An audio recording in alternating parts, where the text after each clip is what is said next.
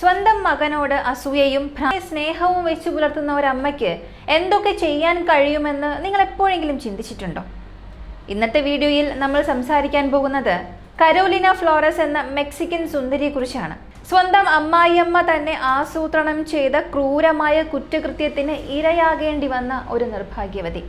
കരോലിനയുടെ അവസാന നിമിഷങ്ങൾ ഒരു ക്യാമറയിൽ പതിഞ്ഞിരുന്നു. ആ ദൃശ്യങ്ങൾ പുറത്തു വന്നപ്പോൾ പൊതുജനം ഒന്നടങ്കം ഞെട്ടിവിറച്ചു. മെക്സിക്കോയിൽ വലിയ രീതിയിൽ ചർച്ച ചെയ്യപ്പെട്ട ഈ സംഭവത്തിന് പിന്നിലെ യഥാർത്ഥ കഥയാണ് നമ്മളിന്ന് വളരെ വിശദമായി അറിയാൻ പോകുന്നത്.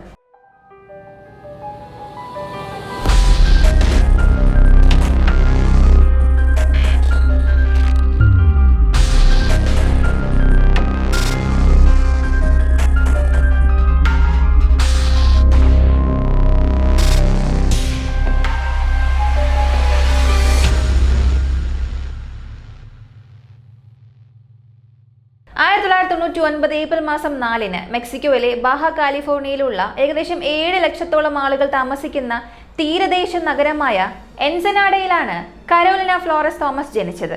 2017 തന്റെ 18ാം വയസ്സിൽ Carolina Miss Teen Universe Baja California കിരീടം നേടി. തുടർന്ന് ദേശീയ തലത്തിലുള്ള സൗന്ദര്യ മത്സരങ്ങളിൽ അവൾ തന്റെ സംസ്ഥാനത്തെ പ്രതിനിധീകരിച്ചു.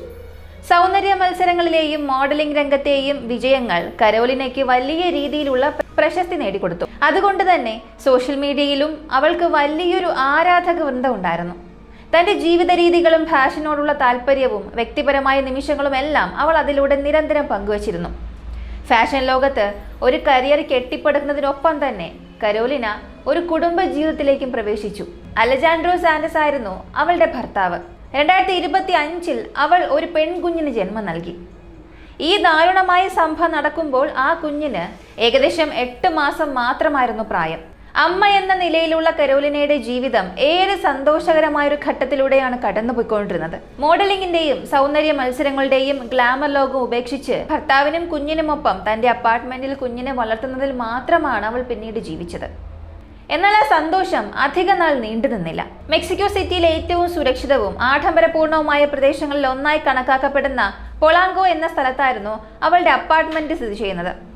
ഈ ദാരുണമായ സംഭവം നടക്കുന്നതിന് തൊട്ടു മുൻപുള്ള ആഴ്ചകളിൽ പോലും കരോലിന പതിവ് പോലെ സോഷ്യൽ മീഡിയയിൽ സജീവയായിരുന്നു. അവളുടെ കുടുംബാംഗങ്ങളിൽ നിന്നും അന്വേഷണ ഉദ്യോഗസ്ഥരിൽ നിന്നും ലഭിച്ച വിവരങ്ങൾ പ്രകാരം അവൾക്ക് എന്തെങ്കിലും തരത്തിലുള്ള ഭീഷണിയോ അല്ലെങ്കിൽ എന്തെങ്കിലും വലിയ പ്രശ്നങ്ങളോ ഉള്ളതായി പുറമേക്ക് യാതൊരു സൂചനയും ഉണ്ടായിരുന്നില്ല. എല്ലാം സാധാരണ പോലെയാണ് കാണപ്പെട്ടത്. എന്നാൽ 2026 ഏപ്രിൽ മാസം 15 ഒരു ബുധനാഴ്ച, അന്ന് രാത്രി കാര്യങ്ങൾ മാറിമറിഞ്ഞു.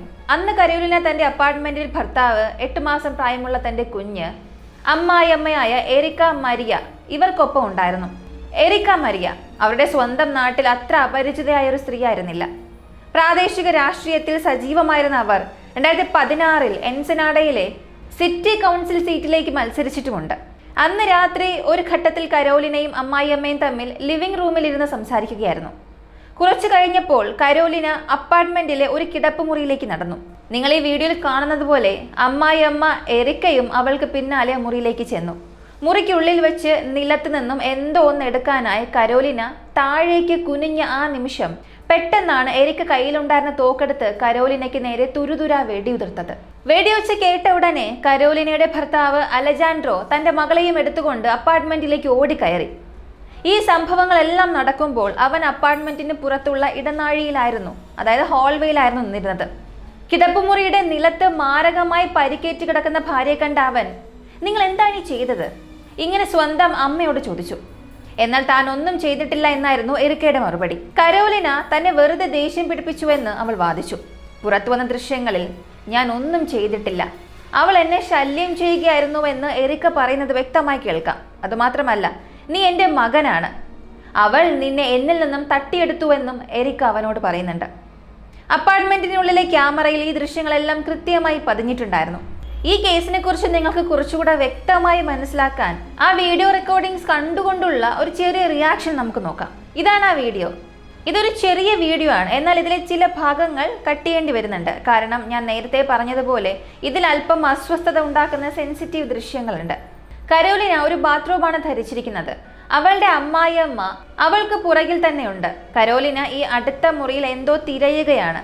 അമ്മായിയമ്മ അവൾക്ക് പിന്നാലെ തന്നെയുണ്ട്. ഈ സമയത്ത് തന്നെ അമ്മായിയമ്മയുടെ മനസ്സിൽ ചീത്ത ഉദ്ദേശങ്ങൾ ഉണ്ടായിരുന്നു എന്ന് വ്യക്തമാണ്. അതിനുശേഷം കരോലിന ആ കിടപ്പുമുറിയിലേക്ക് കടന്ന് താഴേക്ക് കുനിയുന്ന ആ നിമിഷം അപ്പോഴാണ് അമ്മായിയമ്മ തോക്കെടുത്ത് വെടിയുതിർക്കുന്നത്. ആ ഭാഗം നമുക്ക് തീർച്ചയായും യൂട്യൂബിൽ കാണിക്കാൻ കഴിയില്ല. എന്തുകൊണ്ടാണെന്ന് നിങ്ങൾക്കറിയാമല്ലോ. ഒരിക്കലും യൂട്യൂബ് പ്ലാറ്റ്ഫോം ഇത് അനുവദിക്കില്ല. യഥാർത്ഥത്തിൽ അതിൽ ഭയങ്കരമായ ദൃശ്യങ്ങളൊന്നുമില്ല. അമ്മായിയമ്മ തോക്കെടുക്കുന്നു, ആദ്യത്തെ വെടിയൊച്ച കേൾക്കുന്നു, കരോലിന നിലവിളിക്കുന്നു, തൊട്ട് പിന്നാലെ അമ്മായിയമ്മ തുടർച്ചയായി വെടിയുതിർക്കുന്നു. ഇത്രയുമാണ് ആ വീഡിയോയിലുള്ളത്. ഇനിയാണ് ഭർത്താവ് അലജാൻഡ്രോ അപ്പാർട്ട്മെന്റിലേക്ക് വരുന്നത്. അലജാൻഡ്രോ തന്റെ മകളെയും എടുത്തുകൊണ്ടുവരുന്ന ആ നിമിഷമാണിത്. ഇവിടെ അവർ തമ്മിൽ ചെറിയൊരു സംഭാഷണം നടക്കുന്നുണ്ട്. അവന്റെ അമ്മയായ എറിക്ക അവനോട് ചില കാര്യങ്ങൾ പറയുന്നത് ഇവിടെ കാണാം. അവിടെ നടന്ന എല്ലാ കാര്യങ്ങളും, ആ ക്രൂരമായ കുറ്റകൃത്യവും കരോലിനയുടെ അവസാന നിമിഷങ്ങളും, ഇത് കണ്ട് ഞെട്ടി അലജാൻഡ്രോയുടെ പ്രതികരണവും അമ്മയുമായുള്ള ചെറിയ സംഭാഷണവും എല്ലാം കൃത്യമായി പകർത്തിയ വീഡിയോ ഇതാണ്.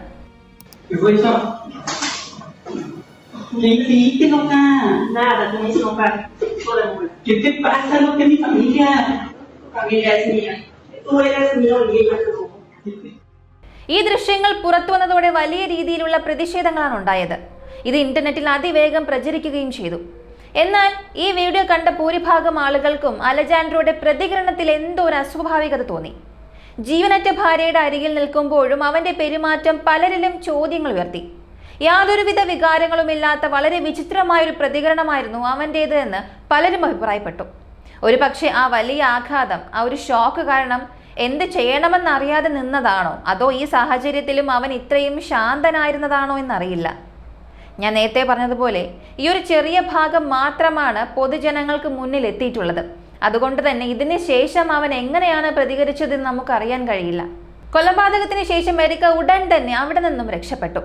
പുറത്തു വന്ന അന്വേഷണ റിപ്പോർട്ടുകൾ പ്രകാരം അവർക്കായി ഒരു ടാക്സി അപ്പാർട്ട്മെന്റിന് പുറത്ത് കാത്തുനിൽപ്പുണ്ടായിരുന്നു. അവർ താഴേക്ക് വന്ന് തന്റെ ലഗേജുകളും എടുത്ത് യാതൊന്നും സംഭവിക്കാത്തതുപോലെ അവിടെ നിന്നും ഇറങ്ങിപ്പോയി. അവരങ്ങനെ രക്ഷപ്പെടാൻ ശ്രമിക്കുമ്പോഴും അലജാൻഡ്രോ തന്റെ പിഞ്ചു കുഞ്ഞുമായി അപ്പാർട്ട്മെന്റിൽ തന്നെ തുടരുകയായിരുന്നു. പിറ്റേ ദിവസം, അതായത് 2026 ഏപ്രിൽ 16 അവൻ പോലീസിനെയും അത്യാഹിത വിഭാഗത്തെയും വിവരം അറിയിച്ചത്. അതെ, ശരി തന്നെയാണ്. സ്വന്തം ഭാര്യയുടെ മൃതദേഹത്തിനൊപ്പം മണിക്കൂറുകളോളം അപ്പാർട്ട്മെന്റിൽ കഴിഞ്ഞ് അവൻ പിറ്റേ ദിവസമാണ് പോലീസിനെ വിളിക്കാൻ തീരുമാനിച്ചത്. എന്തുകൊണ്ടാണ് താൻ അങ്ങനെ ചെയ്തത് എന്ന് പിന്നീട് അലജാൻഡ്രോ വ്യക്തമാക്കുന്നുണ്ട്.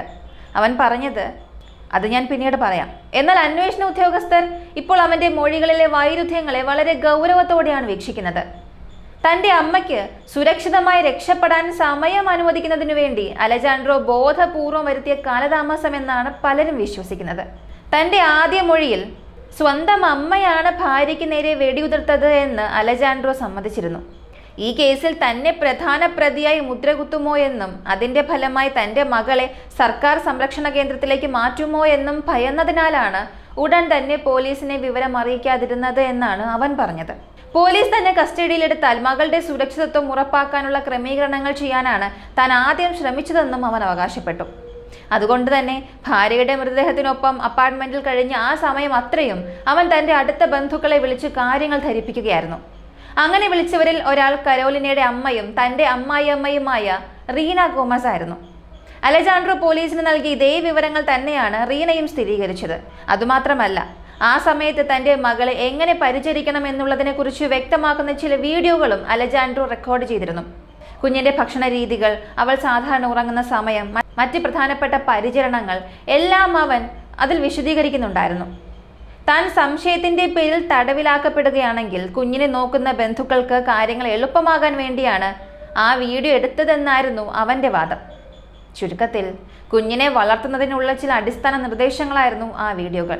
ഭാര്യയുടെ ജീവനറ്റ ശരീരം തൊട്ടടുത്ത് കിടക്കുമ്പോഴാണ് കൊലപാതകം നടന്ന ഏതാനും മണിക്കൂറുകൾക്കകം അലജാൻഡ്രോ ഈ വീഡിയോകൾ ചിത്രീകരിച്ചത്. എറിക്ക ഇപ്പോൾ എവിടെയുണ്ടെന്ന് പോലീസിന്റെ ചോദ്യത്തിന് തനിക്കറിയില്ല എന്നായിരുന്നു അലജാൻഡ്രോയുടെ മറുപടി. തന്റെ അമ്മയുടെ കൈവശം തോക്കില്ലായിരുന്നുവെന്നും അത് എവിടെ നിന്ന് കിട്ടിയെന്ന് തനിക്ക് അറിയില്ല എന്നും അയാൾ പറഞ്ഞു. മുൻപ് താനും കരോലിനയും എൻസനാഡയിലായിരുന്നു താമസിച്ചിരുന്നതെന്നും അലജാൻഡ്രോ പോലീസിനോട് വ്യക്തമാക്കി. എന്നാൽ അവിടെ താമസിച്ചിരുന്ന അമ്മ തങ്ങളുടെ ജീവിതത്തിൽ നിരന്തരം ഇടപെടുകയും അത് കരോലിനയും അമ്മയും തമ്മിൽ വലിയ വഴക്കുകൾക്ക് കാരണമാവുകയും ചെയ്തു. ഇതിനെ തുടർന്നാണ് അവർ തലസ്ഥാനമായ മെക്സിക്കോ സിറ്റിയിലേക്ക് താമസം മാറിയത്. എന്നാൽ ഈ മാറ്റത്തോടെ കരോലിന അലജാൻഡ്രോയെ തന്നിൽ നിന്നും അകറ്റുകയാണെന്ന് എറിക്ക ഭയപ്പെട്ടു. അവരങ്ങനെ ആരോപിക്കാനും തുടങ്ങി. കരോലിന ബോധപൂർവം തന്റെ മകനെ തട്ടിയെടുത്ത് ദൂരേക്ക് കൊണ്ടുപോയതാണെന്ന് എരിക്ക ഉറച്ചു വിശ്വസിച്ചു. സ്വന്തം മകനോടുള്ള അന്ധമായ സ്നേഹവും അസൂയയുമാണ് ഒടുവിൽ ഈ ദാരുണമായ കൊലപാതകത്തിൽ ചെന്നെത്തിച്ചത്. എൻസനാഡയിൽ നിന്ന് മെക്സിക്കോ സിറ്റിയിലേക്ക് ഏകദേശം 1860 മൈൽ ദൂരമുണ്ട്. ഈ വലിയ അകലം എരിക്കയെ കടുത്ത മാനസിക വിഷമത്തിലാക്കി. കൊലപാതകം നടക്കുന്നതിന് ദിവസങ്ങൾക്ക് മുൻപ് എരിക്ക മകനായ അലജാൻഡ്രോയെ ഫോണിൽ വിളിച്ചു. തനിക്ക് അവരെ കാണാൻ ആഗ്രഹമുണ്ടെന്നും തന്റെ കൈവശമുള്ള ഒരു നായയെ ഇനി നോക്കാൻ കഴിയില്ല എന്നും അതിനെ തിരികെ ഏൽപ്പിക്കാൻ വരികയാണെന്നും അവർ പറഞ്ഞു. അലജാൻഡ്രോ ഇക്കാര്യം കരോലിനയോട് സംസാരിക്കുകയും അവർ രണ്ടുപേരും ചേർന്ന് അമ്മയെ അപ്പാർട്ട്മെന്റിലേക്ക് സ്വാഗതം ചെയ്യാൻ സമ്മതിക്കുകയും ചെയ്തു. ഞാൻ നേരത്തെ പറഞ്ഞതുപോലെ കരോലിനയും എരിക്കയും തമ്മിൽ അത്ര നല്ല ബന്ധത്തിലായിരുന്നില്ല. എങ്കിലും കരോലിനയുടെ ജീവൻ എടുക്കാൻ ഈ സ്ത്രീ കയ്യിലൊരു തോക്കുമായിട്ടായിരിക്കും വരിക എന്ന് ആരും സ്വപ്നത്തിൽ പോലും വിചാരിച്ചിരുന്നില്ല. കുടുംബ വഴക്കുകളും അഭിപ്രായ വ്യത്യാസങ്ങളും പല വീടുകളിലും സാധാരണമാണ്. പക്ഷെ അത് ഇത്രയും ക്രൂരമായൊരു തലത്തിലേക്ക് മാറുമെന്ന് ആരും പ്രതീക്ഷിക്കില്ലല്ലോ. അലജാൻഡ്രോ പിറ്റേ ദിവസം മാത്രമാണ് അധികൃതരെ വിവരം അറിയിച്ചതെന്നതുകൊണ്ട് തന്നെ പാരാമെഡിക്കൽ ജീവനക്കാർ അപ്പാർട്ട്മെന്റിൽ എത്തുമ്പോഴേക്കും കരോലിന മരണപ്പെട്ടിരുന്നു. സംഭവ സ്ഥലത്ത് വെച്ച് തന്നെ അവൾ മരിച്ചതായി സ്ഥിരീകരിച്ചു. കരോലിനയുടെ മൃതദേഹം പോസ്റ്റ്മോർട്ടത്തിന് കൊണ്ടുപോയി. അവളുടെ തലയിലും നെഞ്ചിലും ഉൾപ്പെടെ കുറഞ്ഞത് 6 വെടിയുണ്ടകളേറ്റതായി പോസ്റ്റ്മോർട്ടം റിപ്പോർട്ടിൽ വ്യക്തമായി. കടുത്ത രക്തസ്രാവം കാരണമാണ് മരണം സംഭവിച്ചതെന്നും കണ്ടെത്തി. അപ്പാർട്ട്മെന്റ് കെട്ടിടത്തിലെ സെക്യൂരിറ്റി ഗാർഡ് പോലീസിനോട് പറഞ്ഞത് താൻ അസ്വാഭാവികമായി ഒന്നും തന്നെ കേട്ടില്ല എന്നാണ്. അലജാൻഡ്രോ വിളിച്ചതിനെ തുടർന്ന് പോലീസ് എത്തിയപ്പോൾ മാത്രമാണ് അദ്ദേഹം ഇക്കാര്യം അറിയുന്നത്. ചില അയൽവാസികൾ വെടിയൂച്ച കേട്ടിരുന്നെങ്കിലും അത് തോക്കിൽ നിന്നുള്ള ശബ്ദമാണെന്ന് അവർക്ക് മനസ്സിലാകാത്തതിനാൽ പോലീസിനെ വിളിച്ചതുമില്ല. അപ്പാർട്ട്മെന്റിനുള്ളിൽ സ്ഥാപിച്ചിരുന്ന ക്യാമറയിൽ എല്ലാ ദൃശ്യങ്ങളും കൃത്യമായി പതിഞ്ഞതുകൊണ്ട് തന്നെ അലജാൻഡ്രോയെ ഈ കേസിലെ പ്രധാന പ്രതിയായി പോലീസ് അറസ്റ്റ് ചെയ്തില്ല. വീഡിയോ ദൃശ്യങ്ങൾ പരിശോധിച്ചപ്പോൾ അലജാൻഡ്രോ പറഞ്ഞതെല്ലാം സത്യമാണെന്ന് പോലീസിന് ബോധ്യപ്പെട്ടു. യഥാർത്ഥത്തിൽ മകൾ ലിവിംഗ് റൂമിൽ ഇരിക്കുമ്പോൾ മറ്റൊരു മുറിയിൽ ഇരുന്ന് അവളെ നിരീക്ഷിക്കാൻ വേണ്ടിയാണ് കരോലിനയും അലജാൻഡ്രോയും ആ ക്യാമറ അവിടെ വച്ചിരുന്നത്. അമ്മായിയമ്മയായ എറിക്കയ്ക്ക് ഈ ക്യാമറയെക്കുറിച്ച് ഒട്ടും അറിയില്ലായിരുന്നു. അറിഞ്ഞിരുന്നെങ്കിൽ താൻ ക്യാമറയിൽ പെടാത്ത മറ്റേതെങ്കിലും സ്ഥലത്ത് വെച്ചാകും അവർ ഈ കുറ്റകൃത്യം ചെയ്യുക. കൊലപാതകത്തിന് ഉപയോഗിച്ച 9mm പിസ്റ്റൾ അപ്പാർട്ട്മെന്റിൽ നിന്ന് തന്നെ കണ്ടെത്തുകയും ഫോറൻസിക് പരിശോധനയ്ക്കായി കൊണ്ടുപോവുകയും ചെയ്തു. കൂടാതെ വെടിയുർത്ത 7 കാലിബറുകളും 4 തകർന്ന വെടിയുണ്ടകളും അന്വേഷണ ഉദ്യോഗസ്ഥർ അവിടെ നിന്നും കണ്ടെടുത്തു. ഈ ക്രൂരകൃത്യത്തിന് പിന്നിൽ താനല്ല എന്ന് അലജാൻഡ്രോ തെളിയിക്കുകയും മണിക്കൂറുകളോളം മൃതദേഹത്തിനൊപ്പം കഴിയേണ്ടി വന്നതിന് കൃത്യമായ കാരണം വ്യക്തമാക്കുകയും ചെയ്തെങ്കിലും പോലീസിനെ വിവരമറിയിക്കാൻ വൈകിയതിൽ ഗുരുതരമായ വീഴ്ച വരുത്തിയതിന് അവൻ ഇപ്പോഴും നിയമ നടപടികൾ നേരിടാൻ വലിയ സാധ്യതയുണ്ട്. ഒരു കുറ്റകൃത്യം നടന്നാൽ എത്രയും പെട്ടെന്ന് അന്വേഷണം ആരംഭിക്കാൻ അധികൃതരെ ഉടൻ വിവരം അറിയിക്കേണ്ടതുണ്ട്. അതിലുപരിയായി വെടിയേറ്റതിനു ശേഷവും കരോലിനയ്ക്ക് കുറച്ചു സമയം ജീവൻ ഉണ്ടായിരുന്നിരിക്കാനുള്ള സാധ്യത അത് തള്ളിക്കളയാനാകില്ല. അലജാൻഡ്രോ ഉടനടി പോലീസിനെയോ ആംബുലൻസിനെയോ വിളിക്കാതിരുന്നത് കൊണ്ട് ഒരുപക്ഷെ അവളുടെ ജീവൻ രക്ഷിക്കാമായിരുന്ന അടിയന്തര വൈദ്യസഹായമാണ് അവൾക്ക് നഷ്ടമായത്. അതുകൊണ്ട് തന്നെ കരോലിനയുടെ കുടുംബം അലജാൻഡ്രോക്കെതിരെ ഗുരുതരമായ വീഴ്ച വരുത്തിയതിന് നിയമ നടപടി വേണമെന്ന് ആവശ്യപ്പെട്ടിട്ടുണ്ട്. അമ്മയ്ക്ക് സുരക്ഷിതമായി നാടുവിടാൻ സമയം അനുവദിക്കുന്നതിന് വേണ്ടിയാണ് അലജാൻഡ്രോ പിറ്റേ ദിവസം വരെ കാത്തിരുന്നത് എന്ന് പലരും ശക്തമായി സംശയിക്കുന്നു. ഇതിനെല്ലാം പുറമെ കേൾക്കുന്നവരെ ഞെട്ടിപ്പിക്കുന്ന അലജാൻഡ്രോയെ കൂടുതൽ പ്രതിസന്ധിയിലാക്കുന്ന മറ്റൊരു വിചിത്രമായ കാര്യവും പുറത്തു വന്നിട്ടുണ്ട്. അവൻ തന്നെ ഇത് പോലീസിനോട് സമ്മതിച്ചിട്ടുള്ളതുമാണ്. കൊലപാതകം നടന്നതിന് ശേഷം വിശന്നു കരഞ്ഞ തന്റെ കുഞ്ഞിന് പാൽ നൽകാൻ അവൻ കരോലിനയുടെ മൃതദേഹമാണ് ഉപയോഗിച്ചത്. കുഞ്ഞ് കരയാൻ തുടങ്ങിയപ്പോൾ എന്ത് ചെയ്യണമെന്നറിയാതെ പരിഭ്രാന്തനായ അവൻ കമിഴ്ന്നു കിടന്നിരുന്ന കരോലിനയുടെ ശരീരം മലർത്തിക്കിടത്തി കുഞ്ഞിനെ അരികിൽ വെച്ച് അമ്മയുടെ മുലപ്പാൽ കുടിപ്പിക്കാൻ ശ്രമിക്കുകയായിരുന്നു. സത്യം പറഞ്ഞാൽ ഇത് നിയമപരമായ കുറ്റകൃത്യമാണോ എന്ന് എനിക്കറിയില്ല. പക്ഷെ ഇത് കേൾക്കുമ്പോൾ തന്നെ അതീവ ദാരുണവും വിചിത്രവുമായി തോന്നുന്നു. തീർച്ചയായും ഈ പ്രവർത്തികൾക്കെല്ലാം അലജാൻഡ്രോ നിയമത്തിന് മുന്നിൽ മറുപടി പറയേണ്ടി വരും. ഈ സംഭവം മെക്സിക്കോയിൽ മാത്രമല്ല, ലോകമെമ്പാടും വലിയ രീതിയിൽ ചർച്ച ചെയ്യപ്പെട്ടു. വിവിധ രാജ്യങ്ങളിലെ മാധ്യമങ്ങൾ ഈ വാർത്ത പ്രാധാന്യത്തോടെ റിപ്പോർട്ട് ചെയ്തു. ജനങ്ങളെ ഏറ്റവും കൂടുതൽ ഞെട്ടിച്ചത് അമ്മായിയമ്മ എറിക്കയുടെ ക്രൂരമായ മനസ്സാക്ഷിയാണ്. ഇത്രയും വലിയൊരു കുറ്റകൃത്യം ചെയ്തിട്ടും യാതൊരു ഭയവുമില്ലാതെയാണ് അവർ അവിടെ നിന്നും രക്ഷപ്പെട്ടത്. ദിവസങ്ങളോളമാണ് എറിക്ക പോലീസിനെ വെട്ടിച്ച് ഒളിവിലിരുന്നത്. മെക്സിക്കൻ അധികൃതർ രാജ്യമുടനീളം അതീവ ജാഗ്രതാ നിർദ്ദേശം നൽകുകയും വിമാനത്താവളങ്ങളിലും അതിർത്തികളിലും കർശന പരിശോധന ഏർപ്പെടുത്തുകയും ചെയ്തു. ഒടുവിൽ ഇന്റർപോളിന്റെ നേതൃത്വത്തിൽ നടന്ന ശക്തമായ തിരച്ചിലിനൊടുവിൽ ഏപ്രിൽ 30-ന് 63-കാരിയായ എറിക്ക മരിയെ അറസ്റ്റ് ചെയ്തു. വെനസ്വേലയുടെ തലസ്ഥാനമായ കാരക്കാസിൽ നിന്നാണ് അവരെ പിടികൂടിയത്. വിമാനത്താവളങ്ങൾ ഒഴിവാക്കാൻ മെക്സിക്കോയുടെ തെക്കൻ അതിർത്തി വഴി റോഡ് മാർഗമാണ് അവർ യാത്ര ചെയ്തതെന്ന് അന്വേഷണത്തിൽ വ്യക്തമായി. പല രാജ്യങ്ങൾ പിന്നിട്ടാണ് അവർ വെനിസ്വേലയിൽ എത്തിയത്. അവരുടെ രാഷ്ട്രീയ പശ്ചാത്തലവും സ്വാധീനവും ഇത്രയും ദൂരേക്ക് സുരക്ഷിതമായി രക്ഷപ്പെടാൻ അവരെ സഹായിച്ചിട്ടുണ്ടാകാം. അതുകൊണ്ടാണ് ആരുടെയും കണ്ണിൽപ്പെടാതെ ഇത്രയധികം അതിർത്തികൾ കടക്കാൻ അവർക്ക് കഴിഞ്ഞത്. അവരവിടെ തന്നെ തുടരാനാണോ അല്ലെങ്കിൽ മറ്റേതെങ്കിലും രാജ്യത്തേക്ക് കടക്കാനാണോ പദ്ധതിയിട്ടതെന്ന് വ്യക്തമല്ല. 2026 മെയ് മാസം ആദ്യ ആഴ്ചയിൽ ലഭിച്ച വിവരങ്ങൾ അനുസരിച്ച് എരിക്ക വെനിസ്വേലയിലെ കസ്റ്റഡിയിലാണിപ്പോൾ. അവരെ മെക്സിക്കോയ്ക്ക് കൈമാറാനുള്ള നടപടികൾ നടക്കുന്നുണ്ട്. കരോലിനയെ ആസൂത്രിതമായി കൊലപ്പെടുത്തിയതിന് വിചാരണ നേരിടാൻ അവരെ ഉടൻ തന്നെ മെക്സിക്കോയിൽ എത്തിക്കും. കരോലിനയുടെ പിഞ്ചു കുഞ്ഞിനെ ഇപ്പോൾ വെൻസനാഡയിലുള്ള കരോലിനയുടെ മാതാപിതാക്കളുടെ താൽക്കാലിക ചുമതലയിലാണ് ഏൽപ്പിച്ചിരിക്കുന്നത്. അലജാൻഡ്രോയുടെ ഭാഗത്തുനിന്നുണ്ടായ ഗുരുതരമായ വീഴ്ച കാരണം കുഞ്ഞിനെ വളർത്താൻ അവൻ യോഗ്യനല്ല എന്ന് ചൂണ്ടിക്കാട്ടി കുഞ്ഞിന്റെ പൂർണ്ണമായ അവകാശത്തിനായി കരോലിനയുടെ കുടുംബം ഇപ്പോൾ നിയമ പോരാട്ടം നടത്തുകയാണ്. അതിനു മുൻപ് ഏപ്രിൽ മാസം 20-ന് കരോലിനയുടെ ജന്മനാട്ടിൽ വെച്ച് അവളുടെ സംസ്കാര ചടങ്ങുകളും നടന്നു. 100 കണക്കിന് ആളുകളാണ് അതിൽ പങ്കെടുത്തത്. വളരെ ചെറുപ്പത്തിൽ തന്നെ ക്രൂരമായി കൊല ചെയ്യപ്പെട്ട പെൺകുട്ടിക്ക് കണ്ണീരോടെയാണ് നാട് വിട നൽകിയത്. ഈ നിയമ പോരാട്ടം തുടരുമ്പോഴും കരോലിനയ്ക്ക് നീതി ലഭിക്കാനായി ആ സമൂഹം ഒന്നടങ്കം ഉറച്ചു നിൽക്കുകയാണ്. ഈ വീഡിയോയെക്കുറിച്ചുള്ള നിങ്ങളുടെ അഭിപ്രായം എന്താണ്? എൻ്റെ അഭിപ്രായം പറയുകയാണെങ്കിൽ അവളുടെ ദാരുണമായ ഈ ഒരു കഥ കുടുംബ ബന്ധങ്ങളിലെ അന്ധമായ സ്വാർത്ഥതയും വിചിത്രമായ മാനസികാവസ്ഥയും വരുത്തിവെക്കുന്ന ഭയപ്പെടുത്തുന്ന ചില മുന്നറിയിപ്പുകളാണ് നമുക്ക് നൽകുന്നത്. സ്വന്തം മകനെ മറ്റൊരു വ്യക്തിയായി അംഗീകരിക്കാൻ കഴിയാത്ത അമ്മായിയമ്മയുടെ ഭ്രാന്തമായ സ്നേഹവും കരോലിനയോടുള്ള അസൂയയുമാണ് ഈ വലിയ ദുരന്തത്തിന് കാരണമായത്. പരസ്പര ബഹുമാനവും കൃത്യമായ അതിർവരമ്പുകളുമില്ലാത്ത സ്നേഹം ഒടുവിൽ ക്രൂരമായ പ്രതികാരമായി മാറുമെന്നത് തെളിയിക്കുന്നു. അതോടൊപ്പം വെടിയേറ്റ ഭാര്യയെ രക്ഷിക്കാൻ ശ്രമിക്കാതെ മണിക്കൂറുകളോളം പോലീസിനെ വിവരമറിയിക്കാതിരുന്ന ഭർത്താവിന്റെ അനാസ്ഥ, അത് പ്രതിസന്ധി ഘട്ടങ്ങളിലെ ഭയവും കാലതാമസവും ഒരു കുറ്റകൃത്യത്തോളം തന്നെ വലിയ വീഴ്ചയായി മാറുമെന്ന ഗൗരവമേറിയ പാഠവും നൽകുന്നുണ്ട്. ഈ പുറമേക്ക് കാണുന്ന പണമോ പ്രശസ്തമോ സുരക്ഷിതമായ അന്തരീക്ഷമോ ഒന്നും തന്നെ മനുഷ്യന്റെ ഉള്ളിലെ ക്രൂരതയ്ക്ക് ഒരു തടസ്സവുമല്ല എന്നും കാഴ്ചയിൽ സുന്ദരമായ ജീവിതങ്ങൾക്കുള്ളിലും വലിയ അപകടങ്ങൾ ഒളിഞ്ഞിരിപ്പുണ്ടാകാമെന്നും ഓർമ്മിപ്പിക്കുന്ന ഈ സംഭവം ഒരു തലമുറയെ തന്നെ എങ്ങനെ തകർത്ത് കളയുമെന്നാണ് നമ്മെ ഓർമ്മിപ്പിക്കുന്നത്. ഈ ഒരു സംഭവത്തെക്കുറിച്ചുള്ള നിങ്ങളുടെ അഭിപ്രായങ്ങളും നിർദ്ദേശങ്ങളും കമന്റിൽ പറയാം. വീഡിയോ കൂടുതൽ ആളുകളിലേക്ക് എത്തിക്കാനായി മറക്കാതെ ഈ വീഡിയോയ്ക്ക് ഒരു ലൈക്ക് തരിക. അടുത്ത വീഡിയോയിൽ വീണ്ടും കാണാം.